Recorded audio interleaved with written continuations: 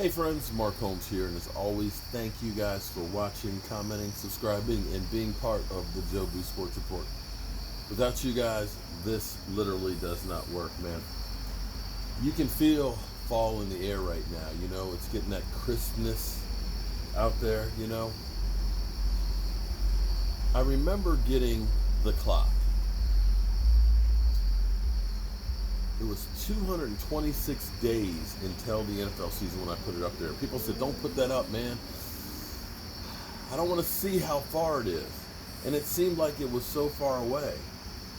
But every day, 226, 225, 224, we kept counting down. And it seemed like that was going to be forever to get there. But it's here. And come tomorrow night, it's already the beginning of week 4. A quarter of the season will be done this week. Let that sink in for a minute. As much as we think that time takes forever, when you get to be my age, you realize how fast time goes by. And maybe it's because you're older. When you're a kid that's 5 years old, a year is a fifth of your life. Well, when you're 50 years old, a year is a 50th of your life. So it seems like it's very, very small when you're older, as opposed to a kid. That's a fifth of your life. It's a lot different. So your perspective changes. Time is going by fast. Week 4 already tomorrow when the Eagles take on the Green Bay Packers.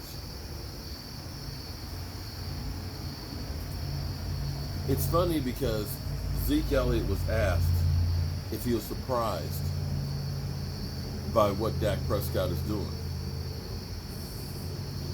He said, no, I'm not surprised. It's what I expect of him. And that's the funny thing about Dak Prescott. Right now, the Cowboys are playing as good as they have in forever. Maybe ever at the moment. And I know it's still early in the season, and I'm not saying that this is going to be every week, every game, Philly, that we're going to be playing like that. I know that there's going to be some games where other teams' game plan, those guys get paid too, and they're going to punch you in the mouth, and you're just going to have bad games. That's why I never said the Cowboys were going to go 16-0, Philly, or 13-3, Philly. I said 11-5. But the funny thing about what Dak does, it's amazing because whenever there's a problem, Zeke Elliott goes out, Dak Prescott's the problem. Can't carry the team. He's not a great quarterback. Great quarterbacks put the team on their back and carry them to victory. And we hear that about guys like Matty Ice. We hear that about Aaron Rodgers. We hear that about Big Ben. But for some reason, those guys weren't in the playoffs, and I didn't hear anybody say that, well, they're great quarterbacks. They didn't get it done. Right? But we've been told that Dak Prescott can't lead them to Super Bowl because he's a game manager. He can't do that kind of stuff. Right? Except in that locker room. That locker room with the Dallas Cowboys. They believe it. Zeke believes it. That offensive line believes it. That receiving core. That receiver, Amari Cooper, looks night and day different than he did with Derek Carr. Right? Remember Derek Carr was once that MVP candidate, that he was the real deal, franchise quarterback? How come he couldn't do that with Amari? But now that the Cowboys are doing this, everybody says, oh, well, Dak's got the perfect offensive line. Dak's got a Kellen Moore who's opened up the offense. He's got Zeke Elliott, Tony Pollard. Of course he's succeeding. You know what? They make you think that because all of those pieces are right there, anybody could do that. They won't give Dak credit regardless. And I don't understand. I get it, because 2017 got ugly. Just like times get ugly for a lot of quarterbacks. But I don't understand how he gets all the blame and never gets any of the credit. You follow what I'm saying here? I'm not saying that he's perfect every game. But I got to tell you, just like Zeke says he expected that his quarterback to be like this, you guys know I have always believed in that. And I got it on tape every single day going through here and telling you guys, like Kevin Milton, that you're an idiot, that this is the real deal quarterback. When you've gone through and said, get rid of this bum, I went around and said, for who? You said people like, oh, Teddy Bridgewater. Oh, I'll take Jimmy Garoppolo. Oh, I'll take Josh Rosen. I'll take anybody. You know, Alex Smith, Case Keenum. How are all those guys doing right now? Because I look back at 2015. We were fourth in the NFL in running the football. We had a Des Bryant. We had a Great Wall of Dallas.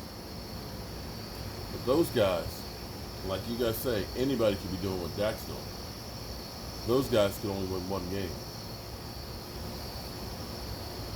I still do not understand how anybody cannot like what Dak is doing right now. How you can't believe in what you're seeing. There's going to be some bad days, just like with every quarterback. Aaron Rodgers isn't the bad man every game. Sometimes he's just, oh, bad, man. Damn, that was bad, man. It's football. Nobody wins them all. But that's the difference between this Dallas Cowboy team and a lot of other teams out there. They believe in their quarterback. They stand behind their quarterback. They will go to war for their quarterback. It's not the case with all teams. You can tell by body language which ones like where they are and which ones don't. I got to get up at 3:30 in the morning so I can get my baby to the airport. So it's time for me to turn out the lights. This party's over. Tomorrow's a big day.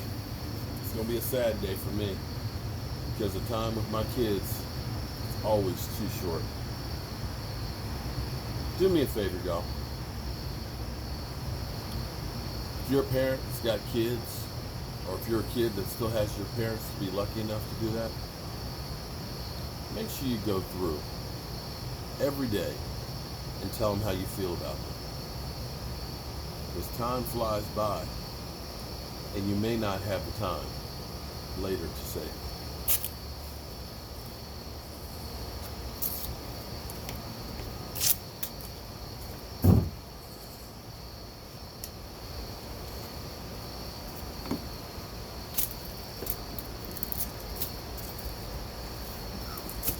I'll see you guys tomorrow. Have a great night and make that call.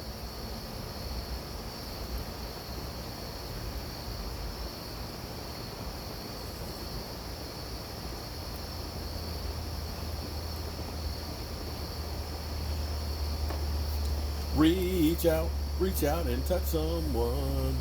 Reach out and just say hi.